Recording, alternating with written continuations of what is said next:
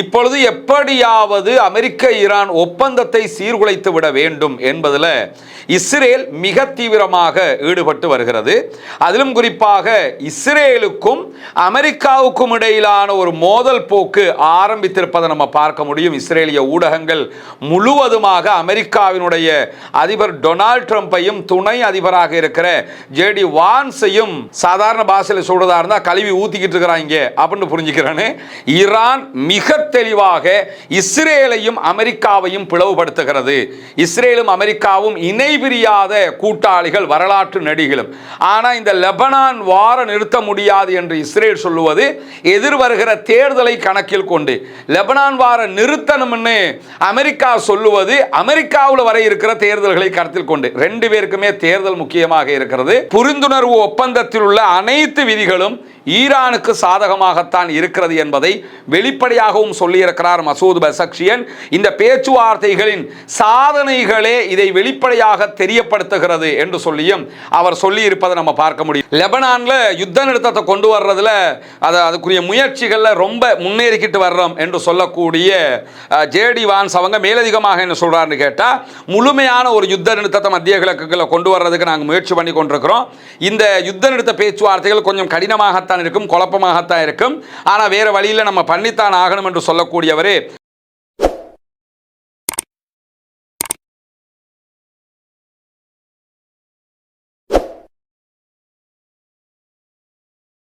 அன்பிற்கினிய சகோதர சகோதரிகளே, நம் அனைவர் மீதும் ஏக இறைவனுடைய அமைதியும் கருணையும் உண்டாகட்டுமாக என்கிற உயரிய பிரார்த்தனைகளோடு பாலஸ்தீனத்தில் ஆரம்பித்த இஸ்ரேலிய ஆக்கிரமிப்பு இராணுவத்தினுடைய யுத்தம் ஈரான்ல முடிவுறுகிற நிலையை நம்ம பார்க்க முடிகிற அதே நேரத்தில் பாலஸ்தீனத்திலும் தோல்வி, லெபனானிலும் தோல்வி, ஈரானிலும் தோல்வி என்கிற நிலையில் இப்பொழுது எப்படியாவது அமெரிக்க ஈரான் ஒப்பந்தத்தை சீர்குலைத்து விட வேண்டும் என்பதில் இஸ்ரேல் மிக தீவிரமாக ஈடுபட்டு வருகிறது.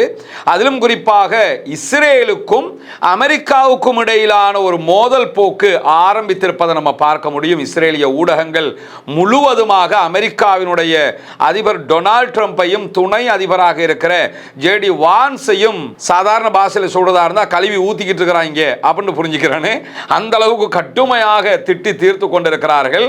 இவ்வளவு காலமாக உங்களை நம்பினோம், கைவிட்டுட்டீங்க, துரோகம் பண்ணிட்டீங்க என்கிற வார்த்தைகள் தற்பொழுது இஸ்ரேலுக்குள்ள ரொம்ப அதிகமாக பேசப்படுகிற வார்த்தைகளாக இருக்கிறது. ஏன்னா அடுத்தவனுக்கு துரோகம் செஞ்சு செஞ்சு செஞ்சு வாழ்நாள் முழுவதுமே பழக்கப்பட்டவங்களுக்கு திடீர்னு அவங்களுக்கு ஒரு துரோகம் ஏற்படும் போதுதான் அந்த துரோகத்தினுடைய வழி தெரியும். அது மாதிரி இவ்வளவு காலமாக அடுத்தவர்களுக்கு, அரபு நாடுகளுக்கு, காசாவுக்கு, லெபனானுக்கு, இந்த மாதிரி ஆட்களுக்கு எல்லோருக்குமே துரோகம் செய்த யூதர்களுக்கு, ஜியோனிஸ்டுகளுக்கு, இஸ்ரேலியர்களுக்கு முதல் தடவையாக அமெரிக்கா துரோகம் இழைத்திருக்கிறது. எனவே அதை அவர்களால் தாங்கிக் கொள்ள முடியாத ஒரு கஷ்டத்திற்கும் துன்பத்திற்கும் இன்னலுக்கும் ஆளாகி இருக்கிறார்கள். இந்த நிலையில தான் இன்றைய தினம் தற்போது இந்த வீடியோ ரெக்கார்ட் பண்ணப்படுகிற நேரத்தில் சுவிட்சர்லாந்தில் அமெரிக்காவுக்கும் ஈரானுக்கும் இடையிலே பேச்சுவார்த்தைகள் நடைபெற்று வருகிறது. அதனுடைய தகவல்களை பார்ப்பதற்கு முன்பதாக இன்றைக்கு இஸ்ரேலுக்குள்ள ஒரு முக்கியமான கருத்து கணிப்பீடு செய்யப்பட்டிருக்கிறது. ஜெருசலம்ல செயல்படக்கூடிய ஹீப்ரு பல்கலைக்கழகம் அகாம் நிறுவனத்தோடு இணைந்து ஒரு கருத்து கணிப்பீட்டை மக்களுக்கு மத்தியிலே செய்திருக்கிறார்கள். அந்த கருத்து கணிப்பீடு என்னன்னு கேட்டா, ஈரானுடனான யுத்தத்தில் ஜெயித்தது யார், வென்றது யார் என்பதுதான் இஸ்ரேலிய யூதர்களிடத்தில் ஜெருசலம் ஹீப்ரு பல்கலைக்கழகமும் அகாம் நிறுவனமும் மேற்கொண்ட கருத்து கணிப்பாக இருக்கிறது. அந்த கருத்து கணிப்பிலே மிக தெளிவாக ஈரானுடைய யுத்தத்தில் ஈரான் ஜெயித்து விட்டது அப்படின்னு சொல்லி இஸ்ரேலியர்களே கருத்து சொல்லியிருக்கக்கூடிய செய்திகள் வெளியாகி இருக்கிறது. போரினாலும் அதை தொடர்ந்து அமெரிக்காவுடன் செய்து கொண்ட ஒப்பந்தத்திலும் ஈரான் மேலும் வலுப்பெற்றிருக்கிறது என்று சொல்லி இஸ்ரேலியர்களில் அதிகமானவர்கள் நம்புகிறார்கள் என்று சொல்லுகிறது கருத்து கணிப்பு. அதை தாண்டி இன்றைக்கு ஞாயிற்றுக்கிழமை வெளியிடப்பட்டிருக்கக்கூடிய இந்த கருத்து கணிப்பில் ஜூன் 17 முதல் 20ஆம் தேதி வரைக்கும் மக்களுக்கு மத்தியிலே கருத்துக்களை கேட்டிருக்கிறது இந்த குறித்த பல்கலைக்கழகமும் நிறுவனமும். அந்த அடிப்படையில் கணக்கெடுப்பு பிரகாரம் பங்கேற்றவர்கள் 92.1% பேர் இந்த யுத்தத்தில் ஈரான் வெற்றி பெற்றிருக்கிறது அப்படின்னு சொல்லி தெளிவாக சொல்லி இருக்கிறார்கள். 82.9% பேர் இஸ்ரேலுடைய நீண்ட கால பாதுகாப்பு பலவீனம் அடைந்திருக்கிறது என்றும் சொல்லி இருக்கிறார்கள். ரெண்டுமே ஈரானுக்கு சாதகமானதான். ஈரான் ஜெயிச்சிருக்குது, அதே போன்று இஸ்ரேலுடைய பாதுகாப்பு பலவீனப்பட்டிருக்கிறது என்று சொல்லி இருக்கிறார்கள். இந்த இரண்டுமே ஈரானுடைய வெற்றியை பறைசாற்றுகிறது மட்டுமல்லாம பிரதமர் பெஞ்சமின் நெத்தன்யாகுனுடைய தேர்தல் தளமாக இருக்கக்கூடிய வலதுசாரி அணியை ஆதரிக்கும் வாக்காளர்களுக்கு இடையே கருத்து கேட்கப்பட்ட நேரத்தில் 93.1% பேர் ஈரான் வென்றதாக நம்பியதாக இந்த கருத்து கணிப்பீடு வெளிப்படுத்தி இருக்கிறது. ஒட்டுமொத்த நாட்டு மக்கள் என்கிற அடிப்படையில் பார்த்தா 92% பேர் இந்த போர்ல ஈரான் தான் ஜெயிச்சிருக்கிறாங்க அப்படின்னு சொல்லி சொல்றாங்க. அதே நேரம் இஸ்ரேலிய பிரதமர் பெஞ்சமின் நெத்தன்யாகுனுடைய கட்சி இருக்குதுல்ல, அவங்க வலதுசாரியா இருக்கிறாங்க. அந்த வலதுசாரி கட்சியை சேர்ந்தவர்களிடத்தில் எடுக்கப்பட்ட கருத்து கணிப்பீடு பிரகாரம் அதுல 1% கூட 93% பேரு ஆமா இஸ்ரேல் தோத்துருச்சு, ஈரான் ஜெயிச்சிருச்சு அப்படின்னு சொல்லி இருக்கக்கூடிய காட்சிகளை பார்க்க முடியும். உலகமே இன்றைக்கு எதை ஏற்றுக்கொண்டிருக்கிறதோ அதை யூதர்களும் வெளிப்படையாக ஏற்றுக்கொண்டிருக்கிறார்கள். எனவே யுத்தத்தில் மிக தெளிவாக ஈரான் ஜெயித்திருக்கிறது, பேச்சுவார்த்தையிலும் ஈரான் ஜெயித்திருக்கிறது என்கிற செய்திகளுக்கு மத்தியில தான் தற்போது நடைபெற்று வரக்கூடிய பேச்சுவார்த்தைகளை மிக துல்லியமாக கவனிக்கும் போது ஒரு முக்கியமான செய்தி வெளிப்பட்டு கொண்டே இருக்கிறது. குறிப்பாக இன்றைக்கு நிறைய ஆய்வாளர்கள் இது தொடர்பான கருத்துக்களை சொல்லியிருக்கிறார்கள். அதை அல் ஜசீரா சுட்டி காட்டுகிறது. அது என்னன்னா, தற்போது ஈரானுக்கும் அமெரிக்காவுக்கும் இடையில ஒரு யுத்த நிறுத்த பேச்சுவார்த்தை ஒப்பந்தமும் நடந்து முடிந்திருக்கிறது. தற்போது டெக்னிக்கல் ரீதியிலான பேச்சுவார்த்தை சுவிட்சர்லாந்தில் நடைபெற்று வரக்கூடிய சூழல்ல தொடர்ந்து ஈரான் லெபனான் வார் தொடர்பாக அமெரிக்காவுக்கு அழுத்தம் கொடுத்து கொண்டே இருக்கிறது. அமெரிக்காவும் லெபனான்ல இஸ்ரேல் சண்டை பிடிக்க கூடாது, நீங்க விட்ரா ஆகணும், பின்னாடி போகணும் அப்படின்னு சொல்லி திரும்ப வலியுறுத்தி கொண்டே இருக்கிறாங்க.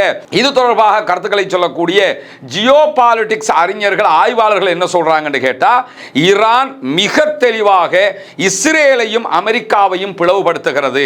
இஸ்ரேலும் அமெரிக்காவும் இணை பிரியாத கூட்டாளிகள், வரலாற்று நடிகளும். ஆனா இந்த லெபனான் வார நிறுத்த முடியாது என்று இஸ்ரேல் சொல்லுவது எதிர்வருகிற தேர்தலை கணக்கில் கொண்டு லெபனான் வார நிறுத்தணும்னு அமெரிக்கா சொல்லுவது அமெரிக்காவில் வர இருக்கிற தேர்தல்களை கருத்தில் கொண்டு. ரெண்டு பேருக்குமே தேர்தல் முக்கியமாக இருக்கிறது. எனவேதான் தற்போது இந்த அழுத்தத்தை அமெரிக்கா கொடுக்கிறது. இதனால இஸ்ரேலுக்கும் அமெரிக்காவுக்கும் இடையில ஒரு பரந்துபட்ட பிளவு ஏற்பட்டு கொண்டே வருகிறது. இது எங்கு போய் முடியும் என்கிற கேள்விகளும் இருக்கக்கூடிய சூழல்ல தான் இவ்வளவு காலமாக இஸ்ரேல் தான் இது போன்ற சூழ்ச்சிகளை பண்ணும். ஆனா இப்ப அந்த சூழ்ச்சிகளை ஈரான் பண்ணி கொண்டிருக்கிறது இஸ்ரேலுக்கும் அமெரிக்காவுக்கும். அமெரிக்காவினுடைய நட்பை விட்டு இஸ்ரேலை தூரமாக்குகிற வேலையை ஈரான் கனகச்சிதமாக லெபனானுடைய விவகாரத்தில் செய்கிறது. லெபனானில் சமாதானம் வர வேண்டும், தாக்குதல்கள் நிறுத்தப்பட வேண்டும் என்கிற ஒரு தேவை ஈரானுக்கு இருந்தாலும் அதை தாண்டிய இன்னொரு தேவை என்னன்னு கேட்டால் அந்த அழுத்தத்தை கொடுப்பதினூடாக இஸ்ரேலையும் அமெரிக்காவையும் பிளவுபடுத்த வேண்டும். அதை அவர்கள் கனகச்சிதமாக செய்து கொண்டே இருக்கிறார்கள் என்கிற செய்திகளும் இன்றைக்கு வெளியாகி கொண்டிருக்கக்கூடிய காட்சிகளை நம்ம பார்க்க முடிகிற அதே நேரத்தில் இன்றைய நாள் ஈரானுடைய அதிபர் மசூத் பெசக்ஷியன் அவர்கள் தற்போது நடைபெற்று வரக்கூடிய பேச்சுவார்த்தைகள் அதே போன்று அமெரிக்காவோடு செய்து கொண்ட ஒப்பந்தங்கள் தொடர்பாக புதிய சில செய்திகளையும் வெளியிட்டிருக்கிறார். அதிலே அவர் சொல்லும் போது என்ன சொல்றாருன்னு கேட்டா, யுத்தத்தை முடிவுக்கு கொண்டு வருவதற்கான அமெரிக்காவோடு நடத்தப்படுகிற பேச்சுவார்த்தைகள் அதே போன்று போடப்பட்டிருக்கக்கூடிய ஒப்பந்தத்தின் ஒரு பகுதியாக தற்போது ஈரானுடைய சொத்துக்கள் கிட்டத்தட்ட 29 பில்லியன் அமெரிக்க டாலர்கள் அளவுக்குண்டான சொத்துக்கள் உலக அளவில் முடக்கப்பட்டிருக்கிறது. அதிலே 6 பில்லியன் சொத்துக்கள் கத்தர்ல முடக்கப்பட்டிருக்கிறது. ஈரானுக்குரிய சொத்து கத்தர்ல இருக்குது. அதுல 6 பில்லியன் சொத்துக்கள் அது முடக்கப்பட்டிருக்கிறது.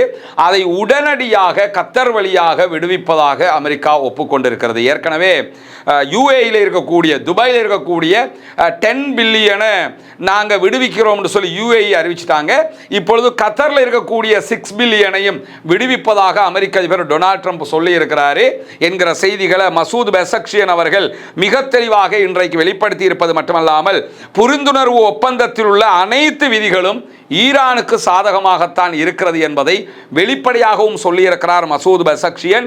இந்த பேச்சுவார்த்தைகளின் சாதனைகளே இதை வெளிப்படையாக தெரியப்படுத்துகிறது என்று சொல்லியும் அவர் சொல்லி இருப்பதை நம்ம பார்க்க முடியும். நீங்க பேச்சுவார்த்தையை பார்த்தீங்கன்னாலே நாங்க தான் ஜெயிச்சிருக்கோம்ங்கிறது உலகத்துக்கே தெரியுது அப்படின்னு சொல்லக்கூடிய மசூத் பெசக்ஷியன் அவர்கள் பல விஷயங்களை செய்வதற்கு எங்களுக்கு ஆரம்பத்தில் தடை விதித்திருந்த அமெரிக்க அதிபர் டொனால்ட் ட்ரம்ப் அவர்கள் தன்னுடைய சமீபத்திய பேச்சுவார்த்தைகள் சமீபத்திய நடவடிக்கைகள் மூலமாக அந்த எல்லா தடைகளையும் நாட்டு மக்களுக்காகவும் தேச நலனுக்காகவும் முற்றுமுழுதாக நீக்குவதற்கு ஒப்புக்கொண்டிருக்கிறார் என்று சொல்லுகிறார் ஈரானுடைய அதிபர் மசூத் பெசக்ஷியன். அதில் உள்ள ஒரு வடிவம் தான் கத்தரில் இருக்கக்கூடிய 6 பில்லியன் நிதிகளும் மீண்டும் ஈரானுக்கு கையளிக்கப்படும் என்று சொல்லப்படக்கூடிய செய்தி.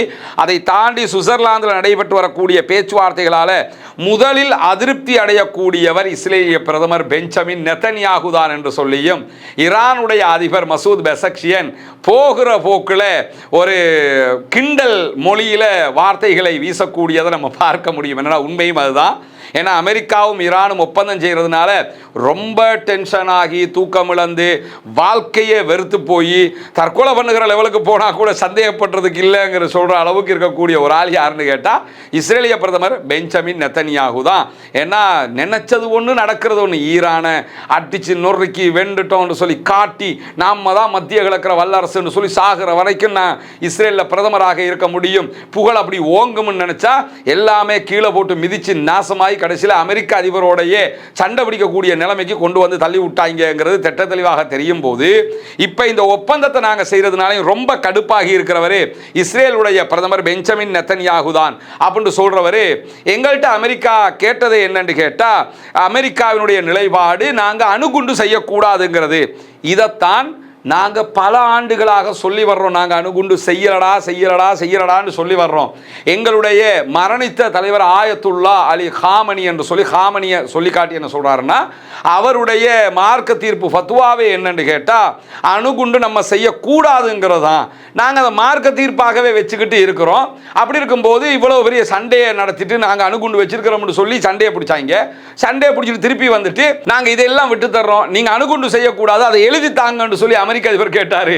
நாங்க தான் அணுகுண்டு செய்ய மாட்டோம்னு நிலைப்பாட்டில் இருக்கிறோமே, அதனால அசால்ட்டா நாங்க எழுதி கொடுத்துட்டோம் அப்படின்னு சொல்லி அழகாக அந்த செய்திகளை ஈரானுடைய அதிபர் மசூத் பெசக்ஷியன் அவர்கள் சொல்லி இருக்கக்கூடிய காட்சிகளை நம்ம பார்க்க முடியும். ஏன்னா நாங்க நிலைப்பாடே செய்ய மாட்டோம்னு இருக்கும்போது எழுதி கேட்டாங்க, எழுதி கொடுத்துட்டோம், வேலை முடிஞ்சு அப்படின்ட்டாங்க.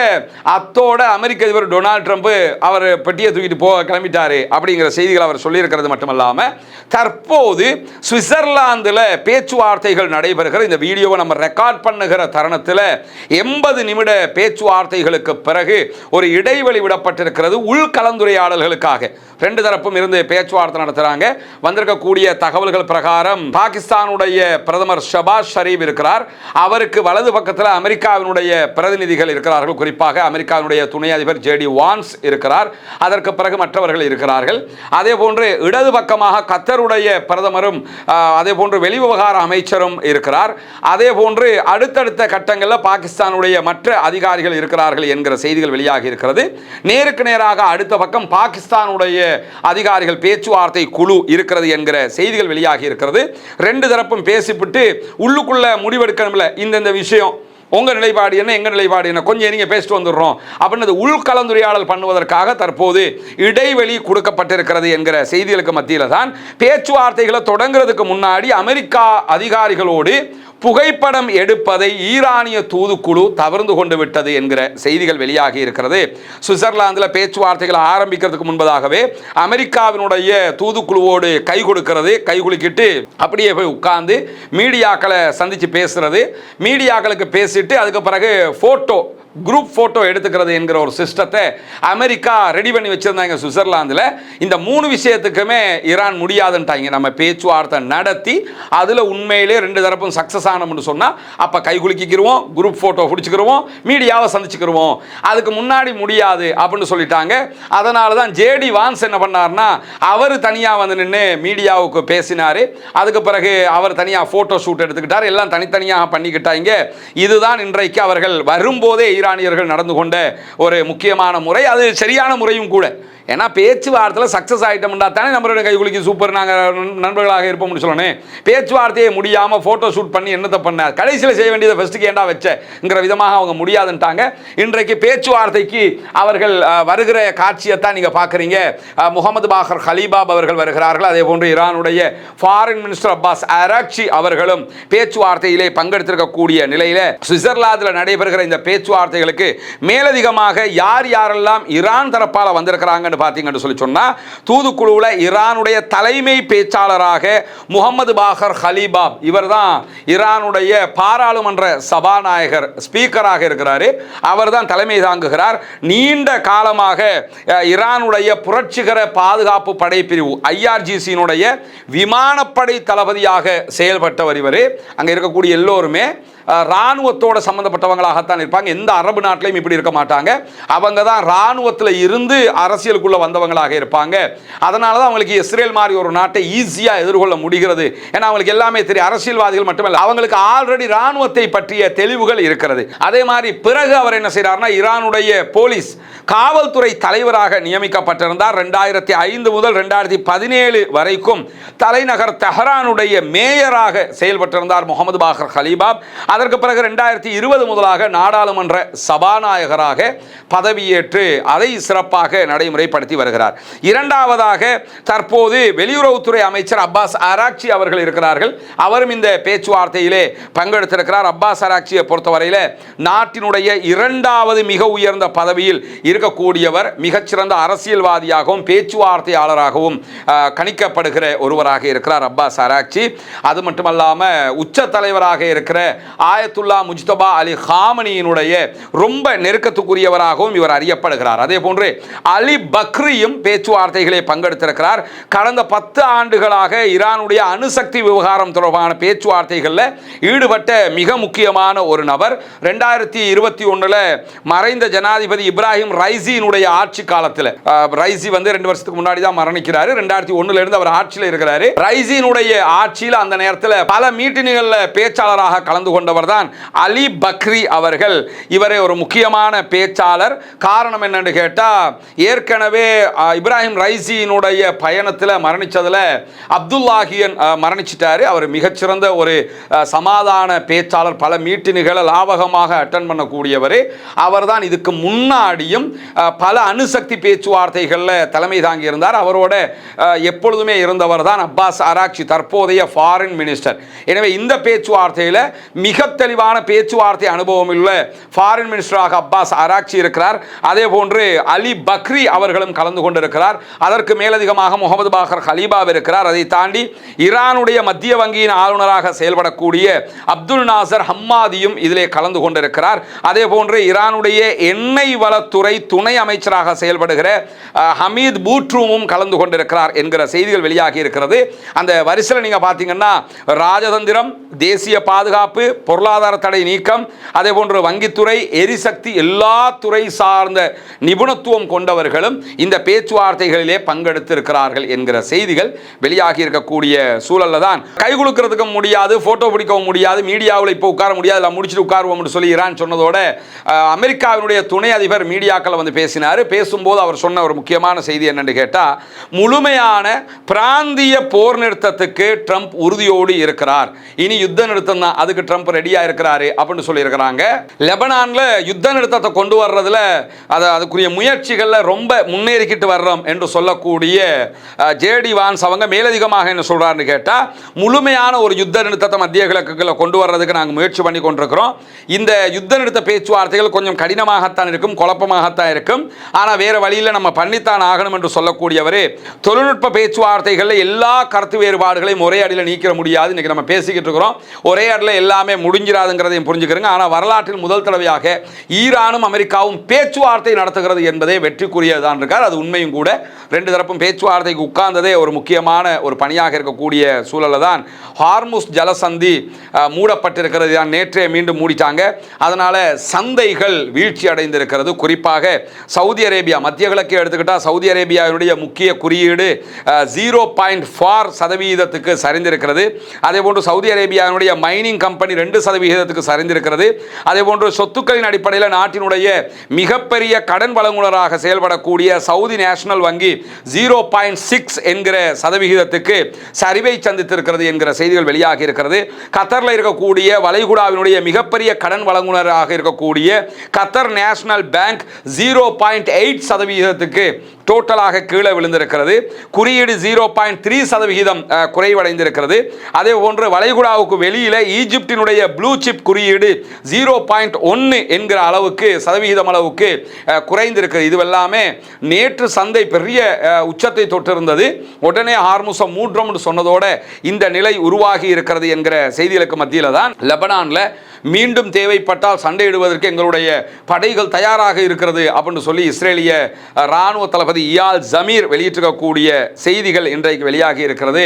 ஹிஸ்புல்லாக்களோடு மோதுறதுக்கு நம்ம எனி டைம் தயாராக இருக்கணும்னு சொல்றாங்க. இதே நேரம் ஹிஸ்புல்லாக்கள் வெளியிட்டிருக்கக்கூடிய அறிவிப்பில் நீங்க தயாராக இருக்கிறீங்களோ இல்லையோ நாங்கள் ரொம்ப தயாராக இருக்கிறோம் என்கிற செய்திகளையும் சொல்லி இருக்கிறாங்க. எனவே லெபனான் மீதான யுத்தத்தை நிறுத்துவது என்பது இந்த பேச்சுவார்த்தையில் ஒரு முக்கியமான அம்சமாக இருக்கிறது. ஆனால் லெபனான் யுத்தத்தை நிறுத்திட்டாலே பெஞ்சமின் நெத்தன்யாஹு காலி என்று சொல்லி அர்த்தம். அதனால தான் அதை சீர்குலைக்கிறதுக்கான ஏற்பாடுகள் அவங்க செஞ்சுக்கிட்டே இருக்கிறாங்க என்கிற சூழலில் தான் சற்று நேரத்துக்கு முன்பதாக UKMTO என்கிற ஐக்கிய ராச்சியத்தினுடைய கடல்சார் ஆய்வு மையம் வெளியிட்டிருக்கக்கூடிய அறிவிப்பில் யமனுடைய கடல் பரப்பில் ஒரு பாரிய எண்ணெய் டேங்கருக்கு தாக்குதல் நடத்தி கைப்பற்றுவதற்கு முனைந்த ஒரு போட்டில் போன 6 பேர் அவர்களை கப்பலில் இருந்த பாதுகாப்பு படை அவர்களோடு சண்டையிட்டு கப்பலை மீட்டிருக்கிறது. அவர்கள் வெளியேறியிருக்கிறார்கள். தற்போது கப்பல் பாதுகாப்பான துறைக்கு பயணித்துக் கொண்டிருக்கிறது என்கிற செய்திகள் வெளியாக இருக்கு. இது ஹவுதிஸோ அல்லது வேறு யாருமோ செய்த ஒரு வேலை அல்ல. இது சோமாலிய கடற்கொள்ளையர்கள் செய்கிற பணி என்று சொல்லியும் இன்றைக்கு செய்திகள் வெளியாக இருக்கக்கூடிய சூழலில் தொடர்ந்து இணைந்திருங்கள். சுவிட்சர்லாந்தினுடைய பேச்சுவார்த்தைகள் என்ன விதத்தில் நடைபெறுகிறது, எப்படி முடிவுக்கு வரப்போகிறது என்பதை உடனுக்குடன் உங்களுக்கு கொண்டு வந்து தருவதற்கு தயாராக இருக்கிறோம். இந்த பேச்சுவார்த்தைகள் தொடர்பான மேலதிகமாக உடனடியான செய்திகளை உங்களுக்கு தனியான வீடியோக்களாக பகிர இருக்கிற அதே நேரம் ஆக்கிரமிப்புகள் ஓய வேண்டும், ஆக்கிரமிப்பாளர்களும் ஓய வேண்டும் என்கிற உயரிய பிரார்த்தனைகளோடு பாலஸ்தீனம் வெல்ல வேண்டும், பாலஸ்தீனம் வெற்றி பெற்று தனி நாடாக உருவாக வேண்டும் என்கிற பிரார்த்தனைகளோடு ஆக்கிரமிப்பாளர்களுக்கு எதிராக தொடர்ந்தும் ஜனநாயக ரீதியாக குரல் எழுப்புவோமாக. வாஹ்ரதா அல்ஹம்துலில்லாஹி ரப்பில் ஆலமீன்.